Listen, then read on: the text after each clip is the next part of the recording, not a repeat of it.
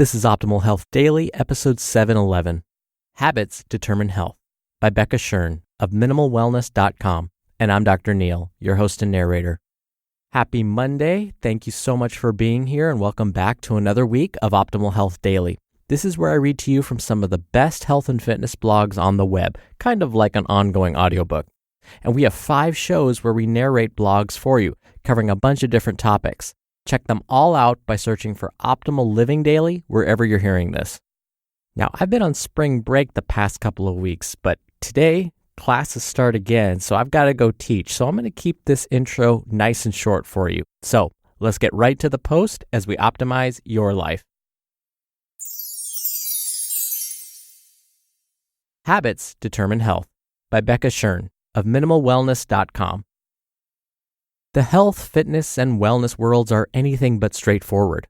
Wildly shifting from one hot trend to the next, companies and businesses benefit from endlessly complicating messages about health.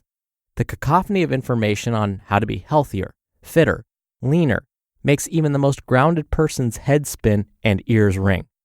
Much of the noise in the world of nutrition relates to relatively superficial changes. Coconut oil, chia, quinoa, kombucha.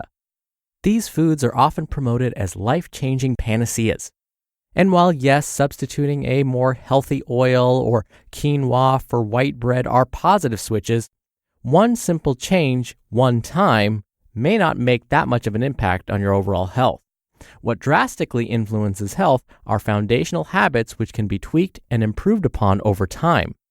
Few people discuss habits because they're not sexy and because they take true effort to modify, so they're hard to commodify. Foundational habits are the baseline habits that drive much of our daily activity. Keep in mind, habits are not intentions. We might intend to eat nutritiously, but when we inspect our consumption habits, what we actually do, a different picture may emerge. Foundational habits will differ depending on your goals, expectations, and preferences. So what's appropriate for one person is not necessarily appropriate for another. For reference, I'm going to list some of my favorite current health habits. 1. Eat a whole foods, plant-based diet full of vegetables, quality fats, and protein, and low in added sugar.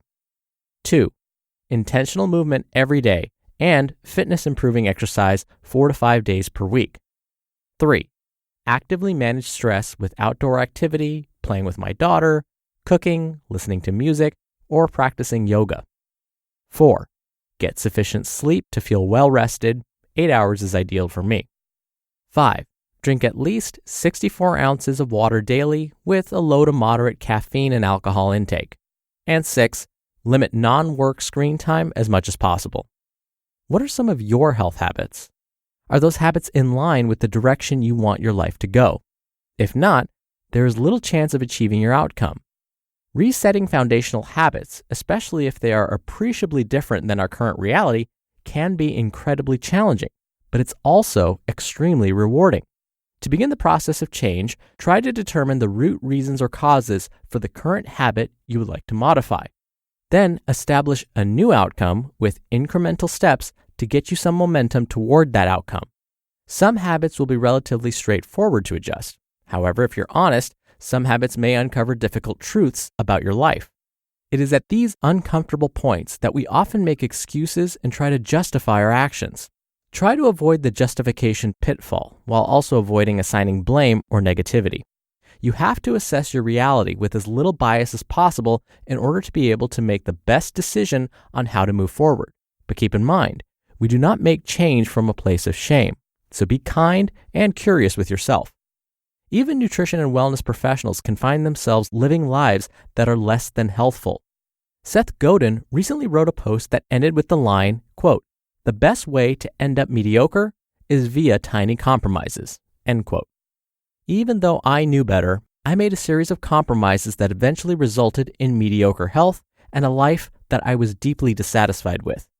For reference, this is what my foundational habits looked like 2 years ago. 1. Eat a plant-based diet. This was a decent start, but I still ate a lot of processed convenience foods and sugar. 2. Inadequate exercise, 1 to 2 times per week. 3. Inadequate sleep, averaging 6 frequently interrupted hours. 4. Excessive caffeine and alcohol intake, I was never addicted to either, but I used them as coping strategies for a lack of sleep and excessive stress, respectively. And 5, excessive screen time, both at work and at home.